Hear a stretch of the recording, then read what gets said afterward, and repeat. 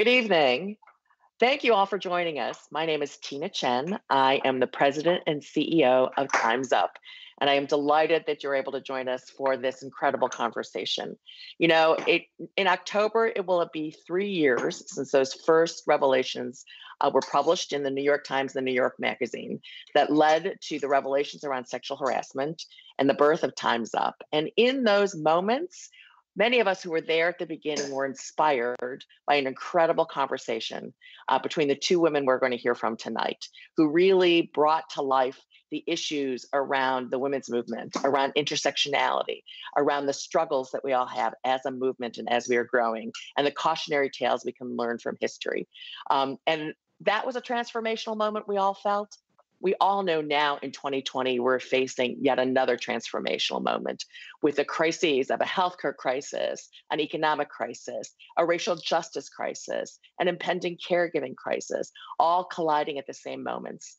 And all at a moment where we recognize, even more than we did before, how critical women have been at the front lines, how incredibly important women of color have been in the front lines, and Black women have been in leading these movements, from the civil rights movement to Tarana Burke, who first said Me Too so many years ahead of us, to what's happening now on the streets of our cities as young people lead the way in this great moment of racial reckoning.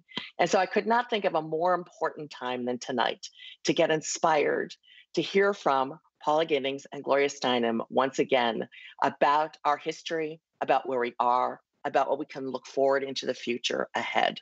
And that's the conversation we're going to have tonight. So I am thrilled that our three participants tonight are, as I mentioned, first, Paula Giddings. She's an author. She is the Elizabeth A. Woodson Professor, Emerita, Africana Studies at Smith College. Gloria Steinem, who's so many things to all of us, but she is author, writer, lecturer, activist, inspirational figure for many of us. And they will be led in conversation by a dear friend, one of the founders of Time's Up, an incredible activist, actress, an outspoken leader in her own right, Journey Smollett. Now, I hope if you've got friends, the good news is we are oversubscribed tonight. So if you are hearing from friends who are trying to sign in to the conversation and are having trouble, you can let them know right now that they can sign on to Facebook. We are at our facebook.com/timesupnowofficial. On our Facebook page, we are streaming the conversation now live for anyone. We hope you will follow us and join us in the conversation right now on our social media channels, including our Facebook channel at facebook.com/timesupnowofficial, or on Twitter at @timesupnow, on Instagram also at @timesupnow. And please tweet about this conversation, join in on the conversation now, and then follow us on an ongoing basis. And if you want to join the movement, you can text the words Time's Up Now to 30644 in order to join the movement and keep in touch with us on an ongoing basis. So with that, let me turn the conversation over to Journey, and I look forward to an amazing evening. Thanks especially to Gloria, to Paula, and to Journey for participating tonight. Journey? Tina. Thank you so much, Tina, for that introduction. Hello, everyone. I want to thank everyone for tuning in, for watching this discussion, for taking the time to join this event. Paula, Gloria, it is an absolute honor to be able to speak with both of you tonight, to engage in such an important conversation. So thank you for joining us. I'd like to just dive in. There's so much for us to unpack, and we don't have a whole lot of time. And honestly, I could talk to both of you for years and still feel like I don't have enough time to gain all your wisdom. So I'm just going to dive in. At times that we often begin discussions with either an intention or some sort of hopeful discussion before really diving in. So you both have been gender justice activists over several decades and have seen how things have changed and how things unfortunately have stayed the same across the movement. So I want to open this up with just asking you, what gives you hope in this moment? gives me hope. And this whole meeting gives me hope. But I think also one of the advantages of being old is that we remember when it was way worse, right? Even though this is a unique situation right now. But anyway, Paula, you go. Yeah, also, tell us which one of us you want to speak first, because otherwise, Okay. I'll do, I'm not Oprah, so I'm going to get the hang of this. I will address each question to each of you. Well, this is, and I'm glad we're starting with hope, because we need to think about hope a little bit in this time. The fact that we're now, it's such a broad-based movement that's happening now. It's so inclusive, it's so capacious, and people seem to be, the critical mass seems to understand that these are structural inequalities that we're talking about. And what really gives me hope is one reason why the movement is all of these things is because it's intersectional. It's a Black feminist framework that is framing the entire movement. So, and this is the first time in history that has happened. The Black feminist framework would frame, mass movements that are about other than just ourselves. So this is very important. And to those of us, Gloria and I, who've been writing about women's history and about feminine, just little dots on the horizon. Now it's a capacious movement that is framing other social movements. So I want to ask you, you both are rich in so much knowledge on these topics. And you, as you said, you both have been writing and in the fields and on the front lines for so long, writing about these issues.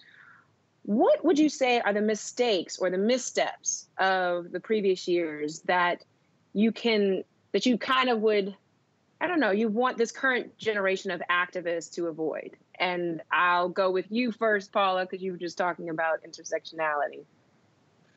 Yes. One thing is, I wish that in the past we were more intergenerational. And this is one thing that is happening now, which is very, very exciting. I mean, I'm so glad, Journey, you're with us on this in this conversation. It's with your bad self. Honor. I'm so honored. So it's that was one thing, I think. But there were other things. I don't think we understood what victory might have really mean. Sometimes we mistake progress for change, and so we saw things happen, but fundamentally not enough things changed. And of course, and I don't know if this is a mistake, but it's also about evolution of movements. We needed to think more about, as we're doing now, economic disparities and inequality. I mean, if we don't do something about that. Gloria? Mm-hmm. Yeah, no, I agree. And I think also we had a false sense of time because we thought these injustices are so great. Surely if we just point them out, people will want to do something about it. So we didn't understand, at least I didn't understand, that this was not a rebellion for my, first 20 years of my life. It was all of my life, and it was going to go beyond my life. And I think that's very helpful in terms of patience and planning and self-care and all the things you need to do for this very, very long duration. I also think that we spent too much time looking up instead of looking at each other. We thought, well, if we just change this in Washington or change this piece of legislation, we thought that change was more top down than it is. It's really bottom up, like a tree. And so, a small example of that is we looked at Washington too much and state legislatures too little. But a bigger example is that we looked at top-down legislation too much and bottom-up revolution too little. As Margaret Mead always said, a few people gathering together, are all that has changed the world and all that ever will. Mm. It's interesting you talk about, well, go ahead, Paula. I'm sorry. Also, of course, the elephant in the room is that we didn't, the women's movement, we had lots of difficulties in terms of coalitions that worked around race. So this is something that, still needs to be addressed, but we're addressing it. And I think, again, with this intersectional framework, we're understanding how to do this better. Yes, I want to come back to that. Oh, go ahead. No, Sorry, and also there was such a round of accusation that you must all be lesbians. You must not need men for anything. Otherwise you wouldn't be feminists. That there were some parts of the movement that over-responded and did not become inclusive enough. Mm. I was saying I want to come back to that because there is some, I want to unpack that idea of intersectionality. But before we get to that, you all spoke about the patience, right? And the longevity of this movement and pacing yourselves, right? And so I want to ask you, there was a survey recently released by Time's Up, and it showcased the tremendous toll this pandemic is taking on women of all kinds, particularly women of color. And I want to share some of this data for people watching because it's really, really sobering.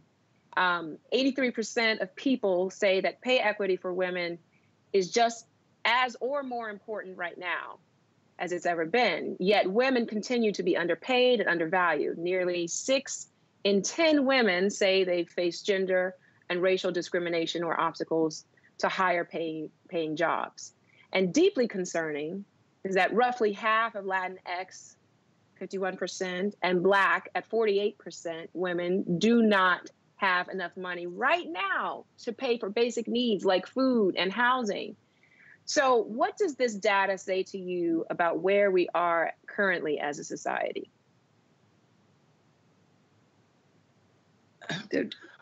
Direct it to one of us. So we. Oh, yes. I'm going to remember. Let me make a. Gloria, I'm going to have you take this first because Paula took the last one. Where do you think what is this saying about us right now as a society?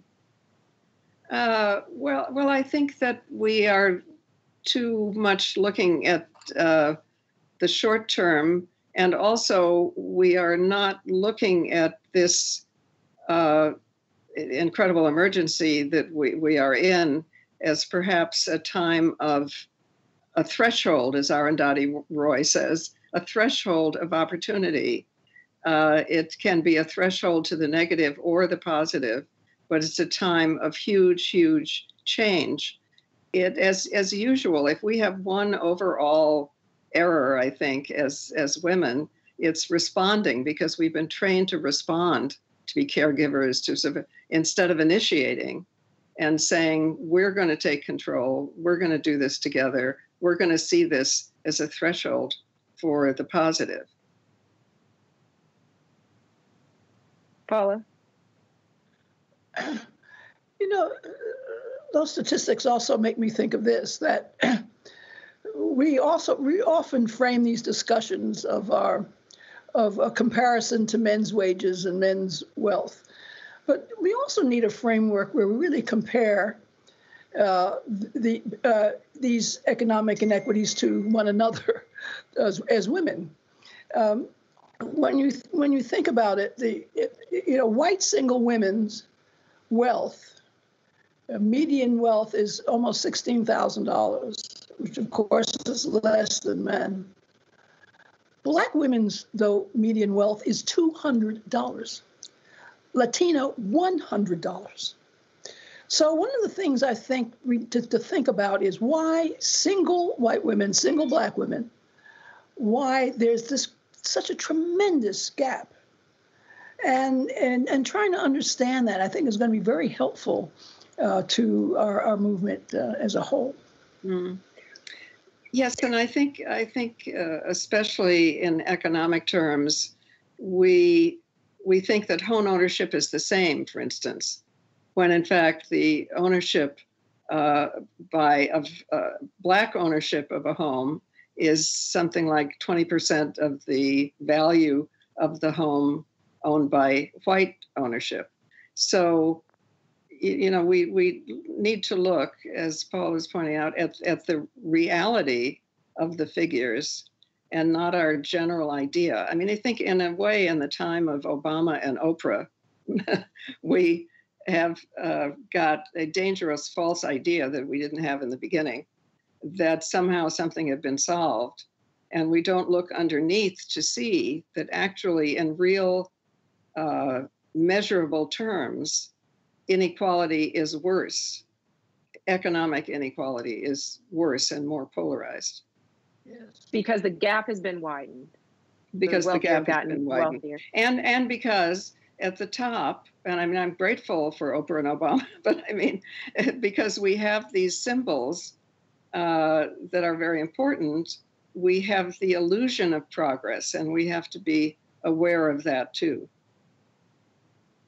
Right, because you have so many folks who will say things like, "Oh, well, racism doesn't exist because you had a Black president," or sexism doesn't exist because you have Oprah Winfrey, or you have and that's a new danger, or a newish danger, right? And what would you suggest we do about that danger? Well, raise consciousness like we are right now, and look at the reality of the economic statistics and who really has enough money to last for a month and who doesn't. And we're more economically polarized now than at any time since the Great Depression. Yes. Yeah. Paula? And with COVID, it's even going to be certainly even starker once we really understand the consequences of COVID on people and the of the inequality that we're even seeing of the people who have to go to work on the front lines, the essential workers, and stay home and watch watch these programs and do your work on the computer and Zoom. So this is going to. The good news, I think, is that I think now it's so visible to all of us, hopefully, and that the things there's structural inequalities we have to deal with. Mm-hmm. So being in this, this moment is so complex because on one hand, it feels that we have the capacity for great transformation, right? And then on the other hand, it feels quite sobering. But we are seeing a great reckoning here in the U.S., in the globe, when so many are being called to end racial justice. And, we know that the patriarchy benefits from white supremacy, and white supremacy benefits from the patriarchy. One cannot essentially exist without the other. And we know that Black women have, on one hand, just bared the brunt of harassment and discrimination and violence. And then on the other hand, Black women have stood on the front lines of these movements, such as, as we're seeing with Black Lives Matter. So Paula, I want to ask you first, as someone who studied the challenges that Black women face and their role in movement building, what should that duality tell us? Toni Morrison once said that Black women are both the ship and the harbor. And we have, one thing is our experience with intersectional inequality has given us a lot of peripheral vision about movements, about what we do. And say sometimes hokey, but Black feminists will say that, because we dealt with these intersectional inequalities, when Black women are free, everyone's going to be free. Because when Black women are free, we would have resolved race, we would have resolved gender, we would have resolved class, and other things as well. So this has always given a lot of, I think, a particular sense of energy and even obligation to Black women activists. Because we know, I mean, it's a lot of responsibility, but at the same time, it's tremendous opportunity for freedom in a way in the Western world that we haven't experienced before. And we can all learn from this. I mean, we should have learned our lesson with the last election. I mean, 96% of Black women voted for Hillary Clinton, and about half of white women voted for Donald Trump. I rest my case. All right. So it's sobering. Yeah. I mean, we need to look at where our leadership is coming from and take that into account. And I'm sorry to say that, especially in the media coverage of the women's movement and the civil rights movement, there is still an absence of the coverage of women as leaders. And there's still a sort of division of, as if women were to call themselves women on Monday, Tuesday, Wednesday, and Black on Thursday, Friday. It hasn't yet been perceived as it really is. It's an interesting point you make. Doing work in like the Time's Up movement and stuff. I work with one of my colleagues, Angela Robinson, and I captain the group inside of Time's Up called Woke Women of Color, right? And there's like this common theme of like, we got to keep the white women honest, like we're here to do that. But we also know that's not our job, and it is interesting how sometimes these movements can feel co-opted. And do you feel that it is the job? So you mentioned the media, right, and the coverage not being equal. What role do you feel the white women and non-Black women in this critical moment can play to really step up and truly make this an intersectional moment? Well, it is our job. I mean, it is our job in all kinds of simple ways. If we're invited to an event and it doesn't look like the country, don't go until it does look like the country. If you're writing something, or if you're, the subject, I mean, in any way that we have power, and we do have more power, we have the obligation to make sure that there is accuracy. It's just simple accuracy. Paula, were you going to say something?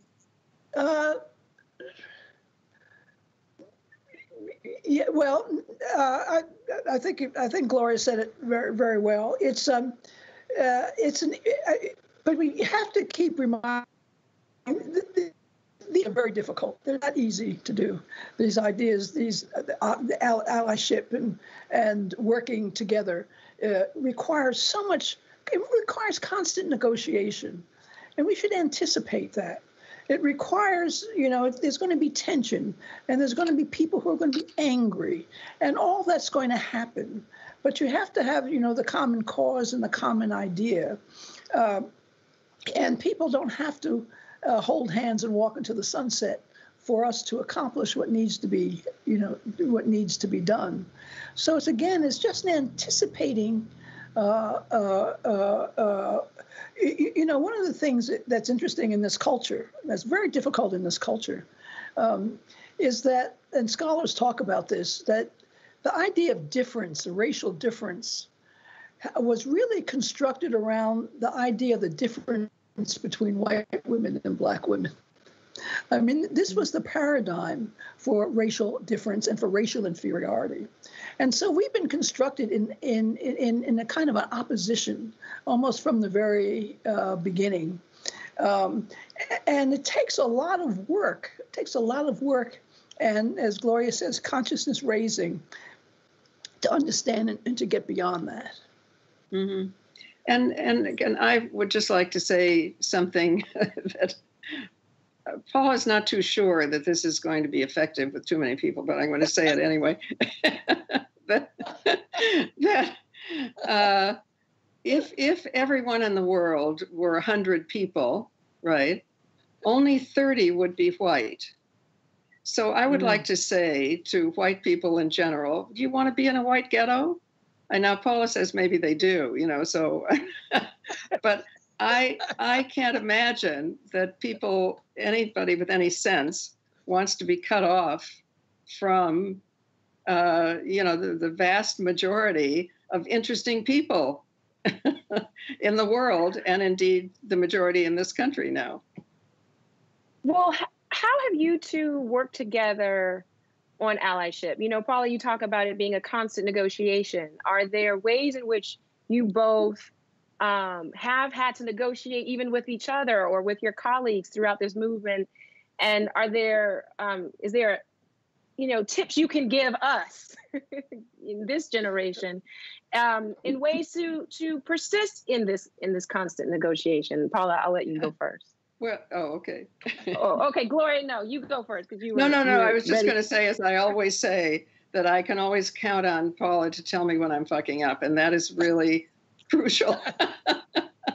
And to laugh.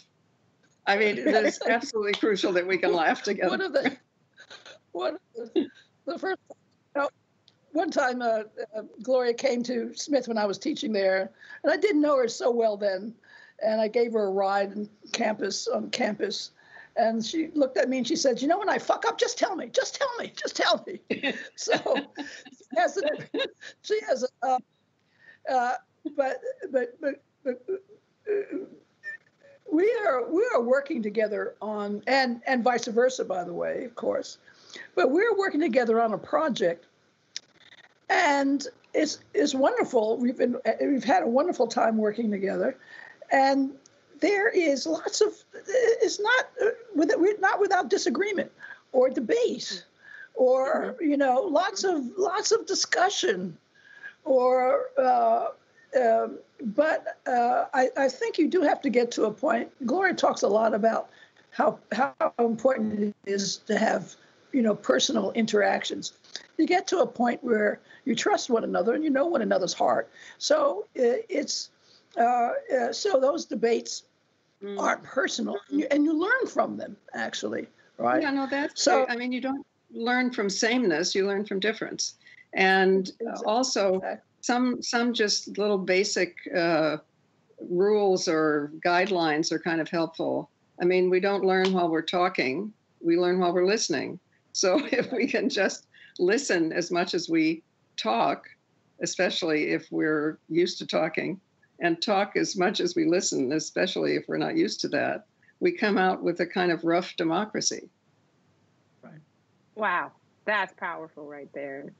I love that. And when you talk about allyship, there's a lot of talk happening right now amongst my peers of not only what is true allyship, but also, is allyship even enough? Can we push each other to push not only ourselves, but also our communities further to be anti-racist, anti-sexist? And if so, what does it truly mean to be anti-racist or anti-sexist? And what is the difference between allyship or anti-racism or anti-sexism? I'll ask Gloria, you go first. Yeah. Well, I think allyship connotes the initiative coming from someone else, and you're supporting and following. But white people have an obligation to take the initiative ourselves, and look at what is not representative or who is not there, and not cooperate with that which is not what it should be, and we also, I have to say, have the opportunity to be in places where terrible things are said, because there are all white folks there, all right? And we have to speak up and leave or do, it's up to us. Paula? One thing that we're been talking about as well is that being anti-racist is not just, my best friend. One of my best friends is a black person, right? That doesn't mean you can have your best friend can be a black person. You can still be a racist. You can love your mama and still be a sexist, right?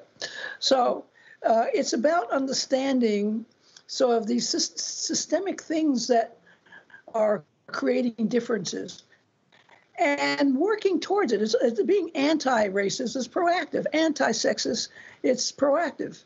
And I think that's the distinction. So when we're talking about these kinds of relationships, and we're talking about also understanding power relationships and the significance of allies of different groups and who are empowered in different ways, and how to deal with that with privilege, et cetera, et cetera. So, yes. So it's great now to think about just going beyond this idea of just a personal relationship, and it's, I always was at my institution at Smith, I was always trying to get administrators to think about that race is a whole discourse. It's a whole thing you have to understand and read about, as is sexism, as is ideas around gender. It's not just race relations or gender relations. So it's really also important. Here's the professor coming out of me. It's also important to read and to understand these things in a deeper way. And I think it's also important to look at what power we have as individuals and use that power. For instance, if we have a bank account, we can look at that bank and see whether they are, like most banks still are, redlining and not giving mortgages in Black areas. And we can raise that with them and say, okay, I and my 12 other investors or, people who use this bank are not going to bank here anymore. We're going to withdraw. We have that kind of power.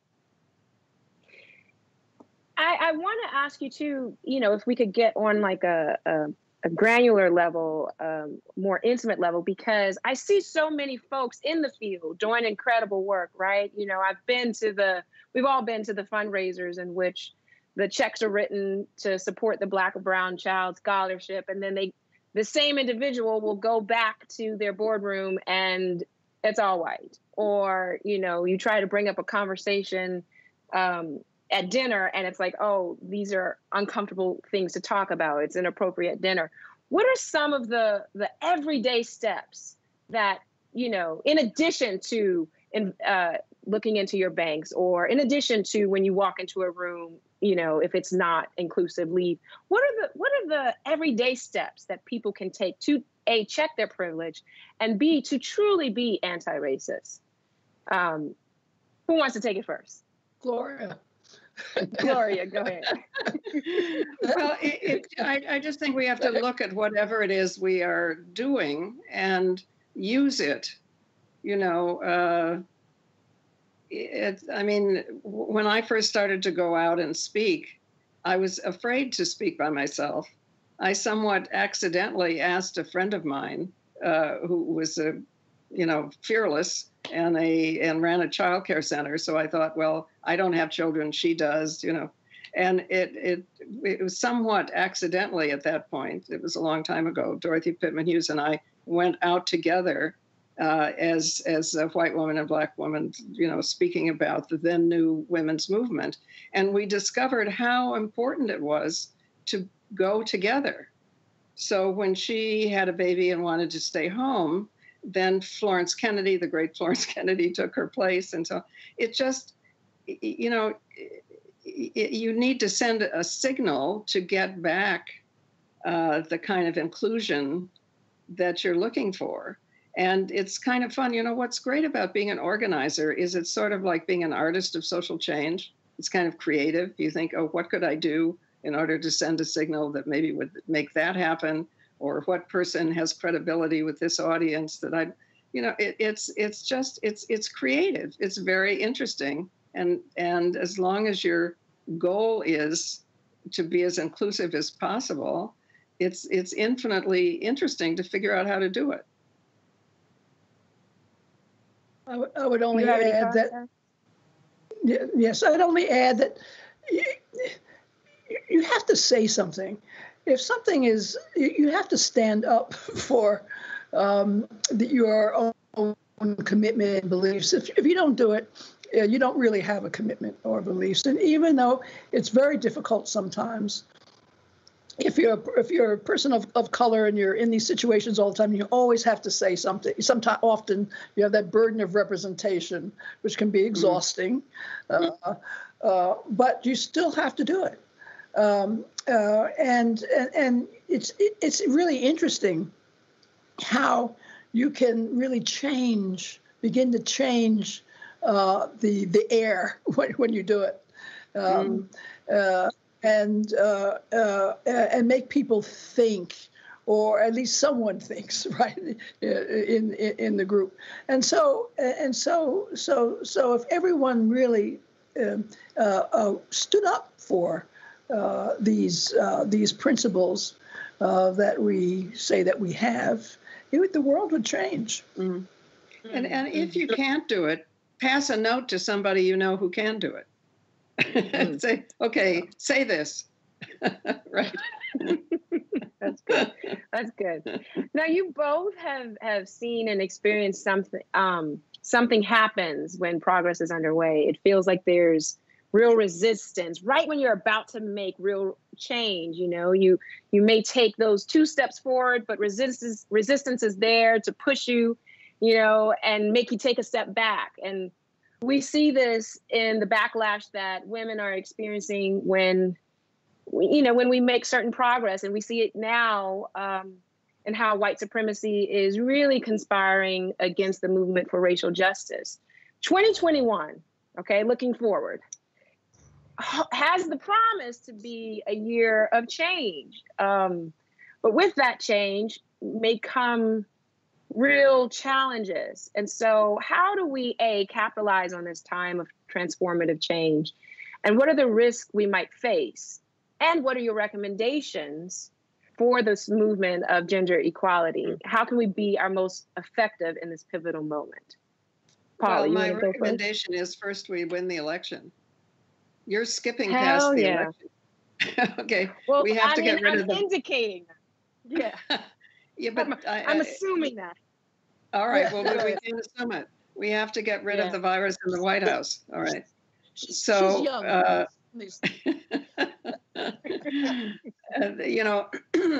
that comes first.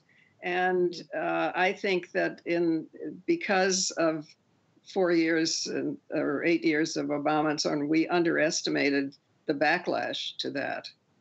And those backlash folks, which is 30 or 40% of the country, they're not the majority of the country, but they are incredibly mad and, really angry that the old hierarchy that benefited them is slipping away. And we have to be aware of that and account for that. We got to win the election. That's a given. But that is the step forward. How do we not take steps back if we take that step forward? What are the recommendations for 2021 in order to not continue to be in this pattern? Paula? Well, I think you have to you always have to assume that a backlash is going to happen. And in fact, the fierceness of the backlash is really an indicator of how effective your movement has been. So you have to think about it in those terms, and it's just inevitable. What we don't do often is just anticipate it, and also anticipate not just the backlash itself, but that it has a different impact on different parts of your own constituency and group. And so this creates a lot of internal turmoil often as well. And that is what is really difficult, we find in movements. You can fight your enemy all day long, but when there's internal turmoil in organizations or in a movement, that can be very, very dispiriting if it's not handled properly, and if people don't understand it's coming, number one, and then how to think about it and how you're going to deal with it when it does happen. So I think that's very important. But if you're not effective, there's not going to be a backlash. I mean, that's the only way you're going to avoid it, is to fail. Right. So and I think Paula's point of internal conflict. I mean, the most painful conflict is with people who share your values, not with people who don't. And so you have to build in structures, or just weekly sitting down in a circle and talking to each other, ways of dealing with what is definitely going to come up. That's absolutely crucial. But one of the best analogies, I think, to where we are, or to backlash, is domestic violence, because the time of maximum danger to a woman who is escaping a violent household is when she is escaping control. It is just before or just after she escapes. That is the time when she's most likely to be beaten or even murdered. And in a sense, because now the majority of the country, in a loose sense of public opinion polls, supports what only social justice movements were saying maybe 50 or 60 years ago, that third or whatever, 40% of the country is in backlash. And if we think of the whole country as about to be free at the moment of escape, it might help us to understand it is a time of maximum danger. Gloria, you remind me that one of the primary characteristics of slavery is containment, right? And and also it's true, of course, with women, is to contain them, right? And so so as you say, once you break through, you're going to have to face that lack of protection then, when you're out in the wilderness, and that's what you have to think about, and that's why you need friends on one level, but also and partners and allies and coalitions. To make sure that you can remain free. Well, to follow up on that, particularly with the gender justice movement, what steps do we take in addition to partnering with our allies and our comrades? What steps do we take to truly prepare and unite in the face of the backlash that's inevitable? Well, there's nothing beats friends, especially girlfriends, I have to say.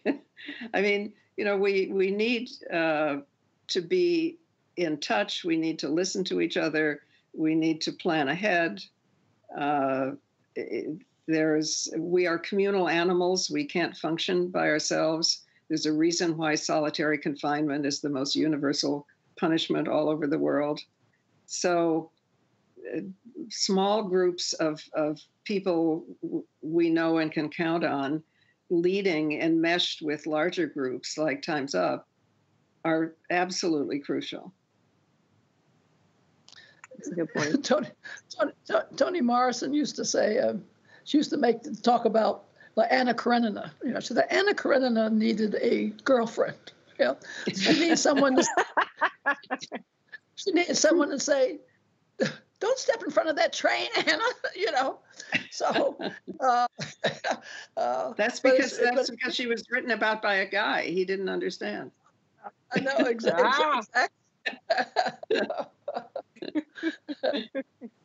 So, as you say, Gloria, to gather and gather often, even if it's virtually. Yeah, even if it's virtually, right. No, we are communal animals. We have to remember that. And there's nothing, I would say the two most important things in life, which could be anything like oxygen and stuff like that. But besides that, I would say trust and a sense of humor. Yes. Trust and a sense of humor. Now, if you both could wave a magic wand and see one thing happen to address workplace discrimination, workplace harassment, what would that one thing be? Gloria, I'll let you go first. That's too hard. Paula, you go first. Well, because I have a very short answer. I'd put Gloria in charge. That's of all work. No.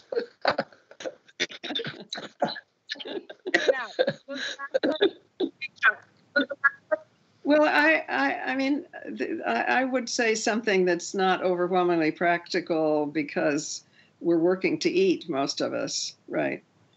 But I would say to those of us who are not working to eat, are you doing what you love? Are you doing something that you love so much that you forget what time it is when you're doing it? If not, consider somehow transitioning into what you really love. Because we have this notion that our value is measured by money. And once we have enough, roof over our heads and enough to eat and enough to go dancing once a week or something, we should be able to stop worrying about money. There's no point in dying with money. What is good about that? And if there was one thing that you would address within the workplace having to do with discrimination or harassment, would it be, is there one thing, not that there's one thing that could solve it all, but if you could choose one of the things, what would that be? Harass back. I would.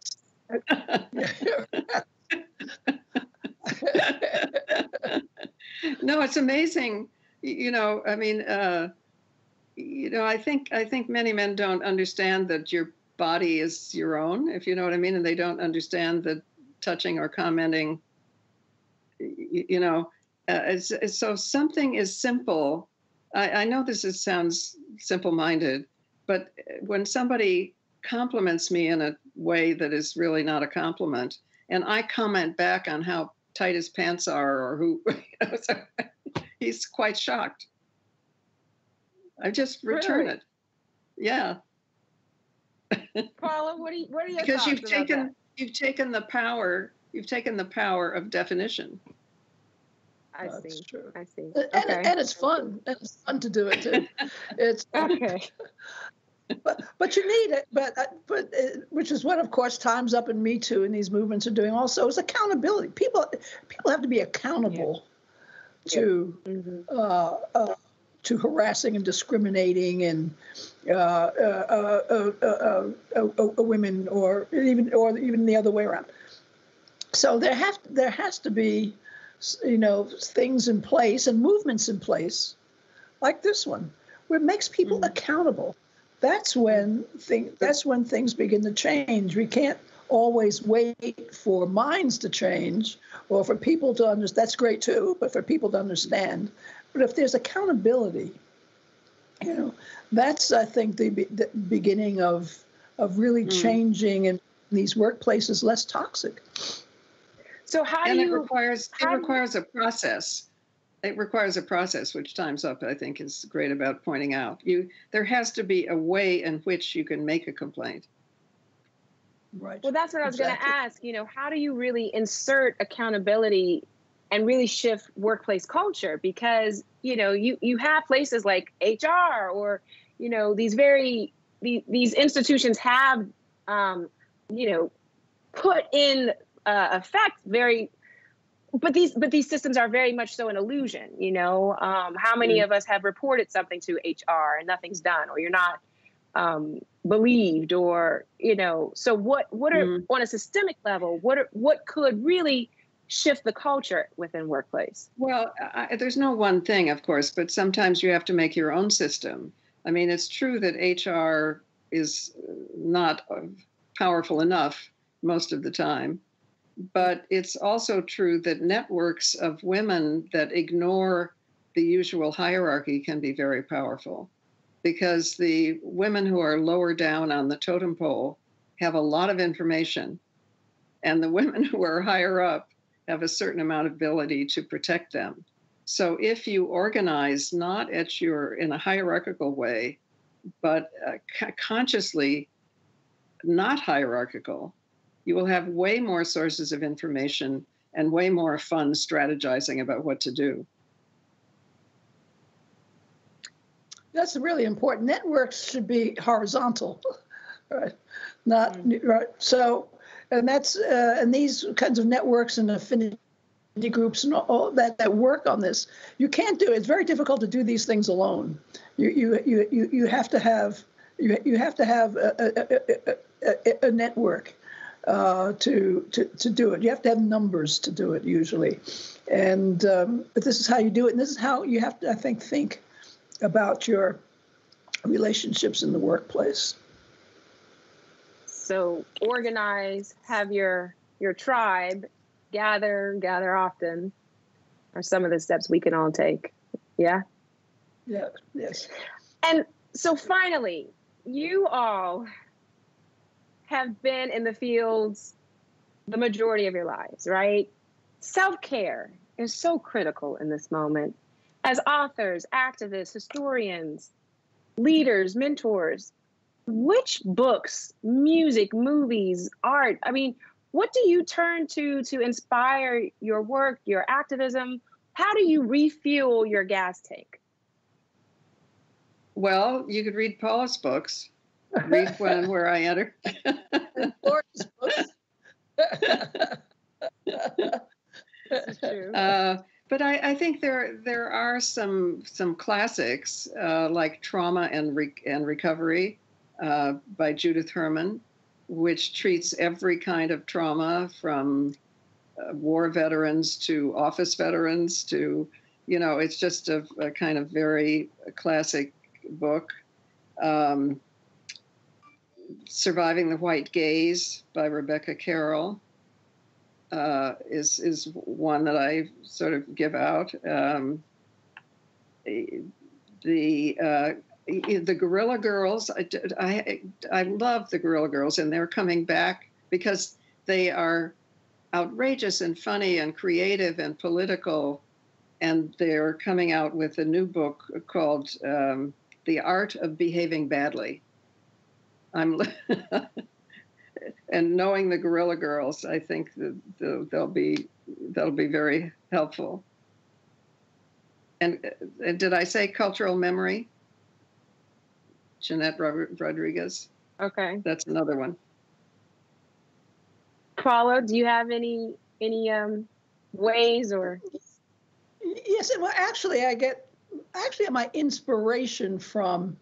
Of course, I get a lot of my knowledge from books in history, but I get inspiration from figures like Ida B. Wells, who I wrote a biography of, who is, when I first encountered her, I just knew she was going to teach me a lot about this country and the world and about courage, and so she has been an inspiration.